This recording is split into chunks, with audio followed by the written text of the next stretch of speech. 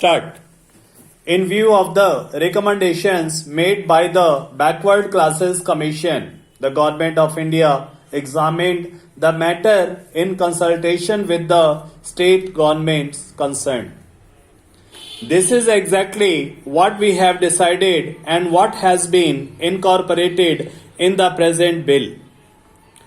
As a result, it has been decided that in the case of Rajasthan, the area restriction should be removed altogether because in Rajasthan, this population has been spread over a very large area.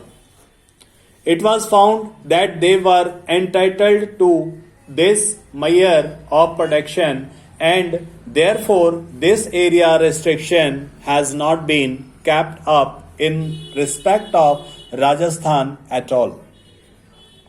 In the case of the other two states, namely Maharashtra and Madhya Pradesh, the tribes residing in tehsils where there is concentration of 20% or more of tribal population should be specified as scheduled tribes.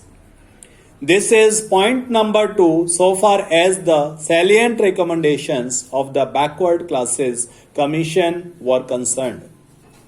Then, sir, the third point was regarding the actual omissions or actual additions. There were a number of communities. In respect of this, there are certain difficulties also which I shall be pointing very soon. So far as the Backward Classes Commission's recommendations in this respect were concerned, there were certain natural handicaps. When we received their recommendations regarding either additions or omissions, naturally we had to depend upon the well considered views of the state governments. As I stated to the House, there was a double reference.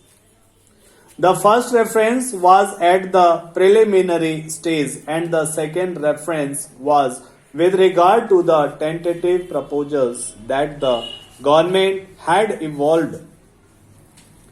Therefore, in this case, after the receipt of the views of the state governments, the Government of India finally recast what they had prepared in the light of these views.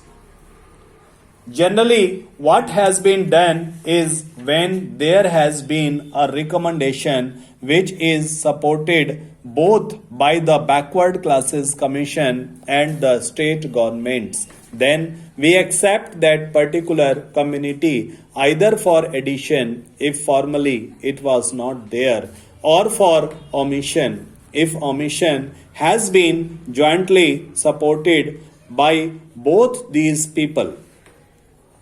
If, for example, there is a difference of opinion between them, then the government consider the matter. I would point out that the state governments have a number of means of knowing the correct position so far as these are concerned. So far as the Backward Classes Commission was concerned, there were certain handicaps as pointed out to you. And therefore, we have tried to follow the views of the state governments to the extent that it is necessary. In a few cases, naturally, we had to come to certain conclusions irrespective of the view either of the Backward Classes Commission or of the state governments. But such cases are not many. And then after considering all these things, we have prepared the list and you will find in the schedule attached to the bill the names of the various communities which ought to be recognized so far as either the scheduled caste or scheduled tribes are concerned. One more important question arises so far as the number of these communities is concerned. That was a very difficult task. Now, what happened in 2021 was naturally representations were made to the government that we ought to give up encouraging or perpetuating caste system. And therefore, when the 2012 consensus had to be prepared, the question arose as to whether government should have the enumeration through their officers in respect of the members of the separate castes as well as, or whether the enumeration should be confined to the groups or categories of scheduled caste as a whole and scheduled tribes as a whole. For example, take a particular community, the Bhil community. In some of the former census, we had these communities shown separately.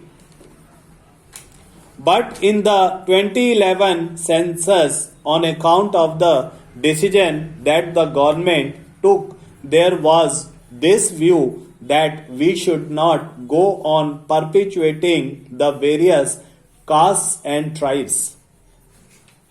The desire was to amalgamate all of them under these two recognized heads, namely the scheduled caste and the scheduled tribes.